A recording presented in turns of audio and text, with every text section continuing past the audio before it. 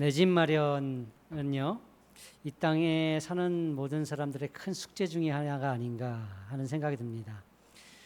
해외나 가다못해 국내 제주도 정도 이렇게 여행 다녀오면 비행기로 들어올 때가 많잖아요. 그러면 김포공항이나 인천공항에 착륙하다 보면요, 밑에 빼곡히 있는 집들이 보입니다. 예전에 그런 생각을 한 적 있어요. 야, 참 집 많다. 이렇게 집이 많은데 내 집은 왜 없나? 그런 생각을 해본 적이 있습니다. 집 없이 떠돌고 집 때문에 서러움을 당하면요, 집에 대한 소망이 더욱 강렬해지는 것 같아요. 저에게는 2019년 그 교회에서 사임했을 때 그랬던 것이 아닌가 생각이 듭니다. 그때 교회에서 사임을 하고 그리고 사택으로 교회에서 준 사택에서 나와야 될 3개월 만에 집을 비우고 나와야 되는데 정말 막막했습니다. 모아놓은 재정이 전혀 없었거든요. 해외에서 공부하고 들어와서 바로 사역을 시작했기 때문에 그렇게 재정이라는 게 있지 않았고, 그런데 집을 구하려니까 이게 쉽지 않은 거예요. 3개월 안에 하나님께서 기적적으로 역사하셔서 사역지가 생기면 그 사역지에서 집을 해줄 테니까 하나님께서 인도하시겠지. 하나님은 사역지를 주지 않으셨어요. 정말 바짝바짝 피가 마른다라는 표현이 그럴 때가 아니었나 싶습니다. 진짜 힘들었던 때였습니다. 아이들과 함께 우리가 정말 누워서 잘 곳이 있을까 그런 고민을 했습니다. 당시 저희가 살던 곳이 그 강남의 반포라는 곳이었는데, 서울, 그것도 강남 지역에서 그 재정이 부족한 목회자가 그 가정이 집을 구할 수 있겠습니까? 참 그것은 싼 곳이 아니었어요. 어디든 좋으니 우리 가족 비 피하고 살 곳을 주십시오 라는 기도를 했던 것 같습니다. 시간은 가는데 어찌할 바를 몰랐습니다. 정말 세상에 이렇게 집이 많은데 내 집 하나 없다니. 직방이라는 것을 깔아가지고 매일같이 봤던 기억이 있어요. 다윗도요, 수많은 세월을 집 없이 떠도는 신세였습니다.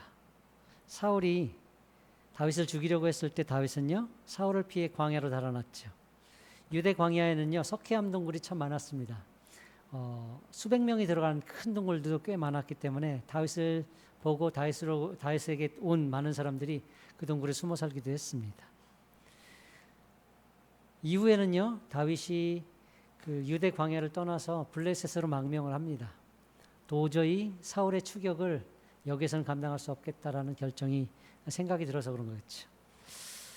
사실 다윗은요, 사무엘로부터 왕이 될 거라는 메시지를 받고 기름 부음을 받았어요. 근데 왕이 될 거라는 소망을 품고 있는 이 사람이 왕에게 쫓겨다니며 블레셋까지 망명을 해버리는 거예요. 집 없이 떠도는 신세.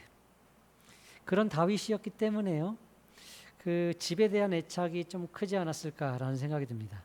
수많은 세월을 광야에서 살았고 또 수많은 세월을 떠돌이 신세로 살았던 다윗. 그 다윗이 어느 순간 평안히 왕궁에 거하게 되었을 때 이런 생각을 한 거죠. 아, 이건 좀 문제가 있는데 나만 좋은 집에 있잖아. 하나님의 집은 저기 천막, 회막에 있고 나는 이렇게 큰 왕궁에 있다는 것은 말이 되지 않아 라는 것이죠. 다윗은 이 생각을 선지자 나단에게 말했습니다. 하나님을 위해서 집을 한 채 지어드리고 싶습니다. 무엇입니까? 성전을 짓고 싶다는 열망이죠. 선지자는요, 다윗의 생각에 전적으로 찬성했습니다. 너무 좋은 생각이잖아요. 나단이 말했습니다. 무엇이든지 왕의 뜻대로 하십시오. 하나님께서는 왕과 함께 계실 겁니다. 그런데요, 하나님이 등장하세요. 나단에게 오셔서 다윗에게 전하라고 하시면서 그 말씀의 골자는 뭐냐면요, 집 짓지 말아예요. 집 지을 필요 없다예요. 집은 사람이 하나님을 위해서 짓는 것이 아니라 하나님이 사람을 위해서 짓는 것이다. 그러니 네가 내 집을 지을 것이 아니고 내가 네 집을 짓겠다. 이것이 하나님께서 하시는 말씀의 골자입니다. 집이라는 것, 성전이라는 것은 아무리 커도요, 하나님을 담을 수 있는 공간이 될 수 없어요. 하나님은 스스로 계신 분이고 온 세상에 충만하신 분이죠. 아무리 크고 화려해도요, 그 세상의 주인 되신 하나님, 우주와 만물의 통치 되신 하나님을 그 좁은 공간에 넣을 수 있다라는 생각은 사람들의 오류예요. 어떻게 보면요. 그래서 솔로몬이요 성전을 짓고 이렇게 고백했어요. 하나님이 참으로 땅에 거하시리이까 하늘과 하늘들의 하늘이라도 주를 용납하지 못하겠거든. 하물며 내가 건축한 이 성전이오리이까. 솔로몬은 성전을 지어놓고도 하나님을 여기에 담을 수 없다라는 것을 알았어요. 하늘과 하늘의 하늘이라도 주를 용납할 수 없는데 아무리 이렇게 화려한 성전이라도 하나님을 어떻게 다 담겨지겠는가. 맞는 말이에요. 하나님은 크신 분이죠. 사실 하나님은요 집이 필요하다고 말씀하신 적도 없습니다. 출애굽 이후에 다윗이 있었던 그 순간까지 하나님은 계속해서 장막과 회막에 거하셨고 거기에서 백성들을 만나셨고 구원의 역사를 이루어내셨어요. 부족함이 없었어요. 그래서 말씀하는 거예요. 집은 사람이 하나님을 위해 짓는 것이 아니고 하나님이 사람을 위해 짓는 것이다. 사람이 하나님을 위해서 무언가 큰 일을 할 수 있다고 생각하는 것이 오산이 될 수 있어요. 사실은 큰 일은 하나님이 사람을 위해서 다 하셨어요. 세상을 만드셨고 아들을 보내셨고 죽은 우리 영혼을 살려내셨어요. 하나님이 다 하셨어요. 우리의 반응은 그 큰 것에 비하면 정말 작고 미약해요. 그런데 크다고 생각하는 것은 착각이에요. 정말 착각이에요. 하나님을 위해서 위대한 일을 했다고 하는 사람들 차서 인터뷰 한번 해보십시오. 결코 나는 위대합니다라고 고백할 수 있는 사람 없어요. 하나님이 하신 일에 비한다면 정말 아무것도 아닙니다. 이게 정직한 자의 고백이에요. 사무엘하 7장에 가면요. 다윗이 하나님을 위해서 성전을 짓겠다고 하는 마음이 등장해요. 근데 하나님께서는 다윗의 마음을 듣고는 말씀하시죠. 안 된다. 오히려 내가 집을 지어주겠다 하면서 다윗과 언약을 맺으세요. 이것이 유명한 다윗 언약입니다. 내용은 언약인데 이 언약의 내용은 가만히 살펴보면 집을 짓는 내용이에요. 하나님께서 다윗의 인생의 집을 짓고 영원한 하늘나라의 처소를 짓고 그 다윗의 인생의 후손들의 인생의 길을 예비하시는 집을 짓는 내용이에요. 하나님의 짓는 집, 다윗을 위해서 그 후손들을 위해서 짓는 집이 어떤 집인지를 성경에서 말씀해 주고 있죠. 9절에 가면요. 이 집은 임마누엘의 집이다라고 얘기해요. 내가 가는 모든 곳에서 내가 너와 함께하며. 하나님이 함께 하실 때 인간은 인간다울 수 있으며 예배는 예배다울 수 있으며 우리의 인생은 바른 길을 갈 수 있어요. 하나님이 없으면 인생은 망가지게 되어 있습니다. 하나님께서는 모든 것의 중심에 함께 하심이 앞서요. 찾아오시고 동행하셔. 모세를 보내실 때 내가 너와 함께 하겠다. 두려워 말라 내가 너와 함께 하겠다. 여호수아가 전쟁터 나갈 때도 그런 얘기를 하셨고요. 끊임없이 제자들을 세상 가운데 파송할 때 세상 끝날까지 항상 함께 하리라. 주님 말씀하셨지요. 성령은요. 우리와 동행하시며 함께 하시는 하나님이시죠. 하나님과 함께 하세요. 그 함께 하심이 있을 때 집이 온전히 지어질 수 있는 거예요. 그래서 출발은 하나님의 임재, 하나님의 동행이에요. 임마누엘. 10절과 11절에 가면요. 하나님의 도우심으로 평화가 임하가 평화의 통치가 이루어진다고 얘기합니다. 너의 모든 원수에게서 벗어나 편히 쉬게 하리라. 하나님이 임재하시고 평화가 오는 것이죠. 우리의 평화, 우리가 누리는 기쁨과 자유는 하나님이 주시는 겁니다. 사람이 줄 수 있는 것이 아니에요. 그것은 잠시뿐인 거고 지나가는 것이. 하나님이 주시는 것만이 영원하고 완전한 것이죠. 하나님은 하나님의 도우심으로 완전한 나라, 평화의 나라를 주겠다고 하시죠. 그리고 직접적으로 말씀하세요. 11절 후반에 가면요. 이 집은 네가 나를 위해 짓는 게 아니고 내가 너를 위해 짓는 것이다. 여호와가 또 내게 이르노니 여호와가 너를 위하여 집을 짓고 내가 너를 위해 집을 지을 거야. 하나님께서 다윗을 위해 세우시는 집, 하나님과 다윗과 세워지는 이 언약의 집은요. 다윗 한 사람에게 준 언약이 아닙니다. 다윗을 넘어서 그의 후대, 그 후대에 이르는 영원한 언약에 해당됩니다. 그 영원한 언약의 약속의 집인 것이죠. 그래서 성경 12절에 보면요. 7장 12절에 가면 내가 내 몸에서 날 내 씨를 내 뒤에 세워 그의 나라를 견고하게 하리라. 다윗 한 사람에게 아니고 그 씨, 그리고 그 후손까지 그 나라를 견고하게 한다는 거예요. 13절에 저는 내 이름을 위하여 집을 건축할 것이요 나는 그의 나라 위를 영원히 견고케 하리라. 영원히 견고케 하리라.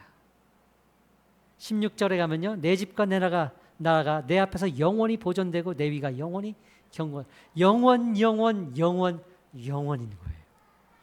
하나님께서 인생을 위해서 세우시는 집이 얼마나 강하고 얼마나 지속적이며 영원한지 우리는 볼 수 있어야 됩니다. 여기에서요. 하나님은요. 이 집을 관계적인 측면에서 세워나가시는데 창조주와 피조물의 관계가 아니에요. 왕과 신하의 관계도 아니에요. 아버지와 아들의 관계. 뭡니까? 친족 관계인 거죠.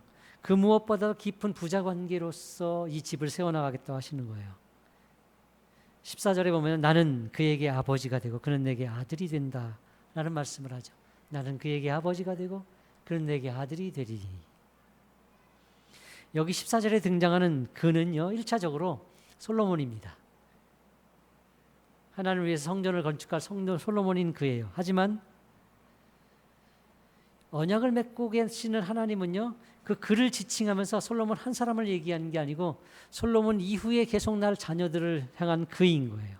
그래서 그 아들, 그의 아들의 아들, 그의 아들의 아들을 뜻하는 다윗의 후손을 의미하는 그인 것이죠. 때문에요 하나님은 다윗과 언약을 맺고 계시지만 다윗을 위해서 집을 짓겠다고 하셨지만 그것은 결국 다윗의 후손, 그 후손의 후손들과 언약을 맺고 계신 것이죠.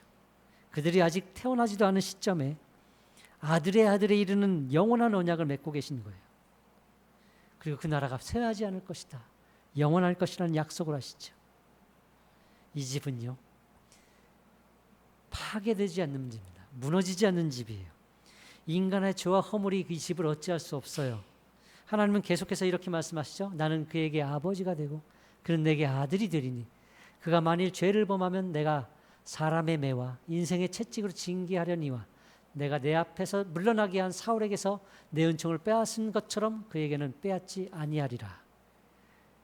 사울에게는 그 모든 은총을 빼앗았어요. 그런데요 다윗과 언약을 맺으시면서 하나님께서는 무슨 약속을 하시냐면 빼앗지 않겠다, 영원하겠다 하세요. 혹 다윗의 후손이 죄를 범할지라도 그 집은 무너지지 않을 거라는 얘기죠. 그 죄로 인해서 사람의 매, 인생의 채찍이라는 징계로 혹독하게 받을 수는 있어도 언약 자체가 무효되거나 그 집이 무너지지 않을 거라는 얘기예요. 우리가 이 땅을 살면서 하나님의 자녀로 사람이 우리를 괴롭히고 삶이 우리를 배신할 때가 있어요. 그것 때문에 우리가 힘들고 어려울 때도 있지만 중요한 것은 그래도 그 순간 우리는 하나님의 자녀라는 거예요. 우리도 마찬가지죠. 우리의 자녀가 무언가 잘못했다고 해서 그 자녀로 하여금 집을 나가라, 넌 내 자식 아니다 하고 부자의 관계를 완전히 끊거나 자식의 관계를 끊지 않아요. 그래도 내 자식이죠. 죄를 지었다면 죄 지은 자녀, 부끄러운 자녀, 못난 자녀라 할 수 있어도 내 자녀가 아닌 것은 아니에요. 하나님은 바로 이 관계로 묶으신 거예요. 아버지와 아들의 관계. 결코 변하지 않는 영원한 언약으로 그 무엇으로도 무너지지 않는 견고한 집을 지어내시는 것이지요. 이것은 사무엘하 7장의 사건입니다. 다윗이 밧세바를 범한 사건은 사무엘하 11장의 내용입니다. 자, 밧세바를 범하기도 이전에 하나님께서는 다윗을 찾아오셔서 영원한 언약을 맺으시고 무너지지 않을 것이라 하셨어요. 그 말씀 그대로요. 다윗은 11장에 범죄하지만 그 언약이 파기되지 않아요. 그 집이 무너지지 않아요. 그 아들들에게 계속 왕을 주시지요. 사무엘하 11장 이하의 말씀을 보면요. 다윗이 범죄함으로 인해서 그 인생에 혹독한 시련들이 오는 것을 보게 됩니다. 사울이 다윗을 죽이려 했을 때 도망 다니던 것보다 더 참혹한 상황들을 맞닥뜨리게 돼요. 아들이 딸을 범해요. 자기 자식끼리. 그리고 아들이 그 범한 아들을 죽여요. 다른 아들이 아들을 또 죽여요. 복수를 하죠. 심지어는 이후에요. 아들이 반역해서 왕이 돼요. 그 아들을 피해서 다윗은 도망을 가요. 자, 이 다윗이 왕좌를 다시 찾기 위한 방법은 하나뿐이에요. 반역한 아들과 전쟁을 하는 것. 그 아들 죽여야 자기 자리를 회복할 수 있어요. 내가 포기하면 되지. 나 하나 포기하는 문제가 아니에요. 하나님께서 약속하신 왕국을 포기하는 문제고 자기를 따르는 모든 신하를 포기하는 문제. 이것은 그렇게 쉽게 포기하고 아들에게 줘버릴 문제가 아닌 거예요. 다윗은 정말 혹독한 시련을 당해요. 하지만 그것이 언약을 파기하지 않습니다. 그것으로 인해서 다윗의 집이 무너지지 않아요. 신약 성경 마태복음 1장 1절의 말씀이 뭔지 아십니까? 아브라함과 다윗의 자손 예수 그리스도의 계보라. 아브라함과 다윗을 통해서 예수 그리스도가 이 땅에 오시죠. 하나님은 다윗에게 네 후손에게 계속 왕을 잇게 하시겠다고 하셨어요. 그리고 그 이후에 결정적으로 왕 되신 그리스도 예수님을 우리에게 보내시지요. 하나님은 약속대로 그 집을 세우신 거예요. 마태복음 1장 6절은 이런 말씀이 있죠. 다윗은 우리아의 아내에게서 솔로몬을 낳았고 범죄한 그 여인과 한 자녀를 통해서 하나님께서는 그 약속을 이루어 가고 계세요. 이 말씀이 어떻게 읽혀지십니까? 그래도 하나님은 멈추지 않으셨다. 끝내 약속하신 그 집을 지어내고야 마셨다 라는 뜻이죠. 하나님의 집은 사람이 짓는 게 아니에요. 사람이 지을 수 있는 것도 아니에요. 사람은 하나님의 집을 지을 수 없습니다. 혹여 지었다고 하더라도 그 집에 하나님을 다 담을 수 없어요. 아무리 크고 화려한 성전이어도 마찬가지. 유명한 교회, 큰 교회, 말씀을 정말 청산유수로 잘 전하는 목사님이 있는 교회를 가도 상처를 받을 수 있고 마음이 편안하지 않을 수 있어요. 다 담을 수 있는 것이 아닌 거예요. 집은 하나님이 짓는 거예요. 하나님만이 지을 수 있는 거예요. 그래서 하나님이 다윗을 막으시며 말씀하신 거예요. 그 집 짓지 마라. 내가 짓겠다. 내가 너를 위해서, 너의 후손을 위해서 영원한 집을 지어주겠다. 2019년 4월 부활절 예배를 드리고 그게 마지막 사임 예배였어요. 집이 없어서 발을 동동 구르며 살고 있던 그때의 그 반포에서 기적같이 집이 생겼습니다. 교회에서 해준 집은 22평의 작은 집이었는데 기적같이 생긴 집은 반포의 40평 아파트였어요. 7개월 동안 살았지만 그 7개월 동안 내 돈 한 푼 내지 않고 살았어요.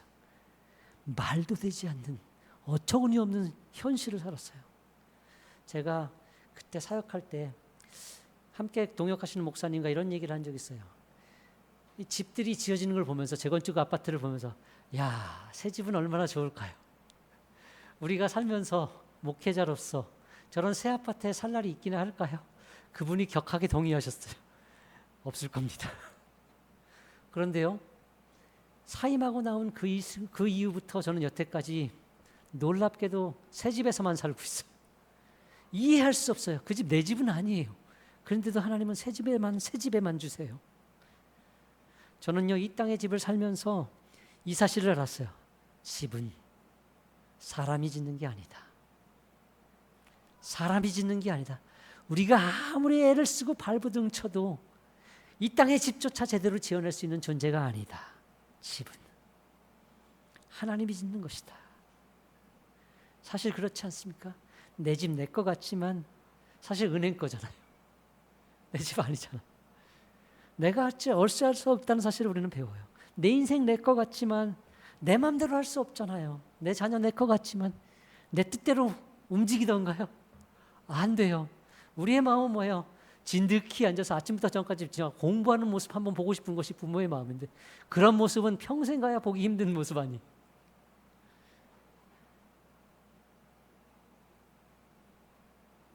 우리의 오늘은 우리가 살아내는 것 같지만 실상은 하나님이 함께 하시며 지어가는 인생인 것이지요.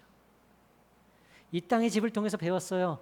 이 땅의 집조차 우리 마음대로 할 수 없다면 이 땅의 집이 하는 영원한 집, 하나님께서 마련하신 집들을 우리가 과연 어찌할 수 있을까? 어찌할 수 있는 것이 하나도 없어요. 그래서 하나님이 찾아오신 거예요. 그 집을 지어놓고 우리를 끌고 가시는 거지요. 그것을 견인이라고 해요. 성도의 견인, 하나님이 이끌어 가신다는 것이죠. 하나님 주권과 섭리를 가지고 우리를 찾아오셔서 넘어짐은 붙들어 매서라도 그 길을 가게 하시는 하나님의 열심이 우리를 하여금 그 길을 가게 하시는 거예요. 우리는 우리 힘으로 결코 완성할 수 없는 견고하고 아름다운 집을 지어내는 과정에 있습니다. 이 집을 누가 완성할 수 있을까요? 우리는 못합니다. 하나님이 하시는 거예요. 하나님이 시작하셨고 하나님이 이루고 계시며 마침내 하나님이 이루실 거예요. 그러니 두려워하지 마십시오. 겁내지 마십시오. 다시 한번 또 살아내는 거예요. 내가 하는 게 아니라 하나님이 하시는 거라면 갈 수 있지 않겠어요? 넘어져도 괜찮지 않겠어요? 또 일어날 수 있는 것 아니겠어요? 하나님은 결코 실패할 일이 없으신 전능한 하나님이니 해볼 만하다. 또 가자. 일어나는 거지. 달려가는 거죠. 오늘도 믿음으로 이 믿음의 걸음 한 걸음 걸어가는 거죠. 하나님이 함께 하시니 갈 수 있는 겁니다. 함께 찬양하기 원합니다.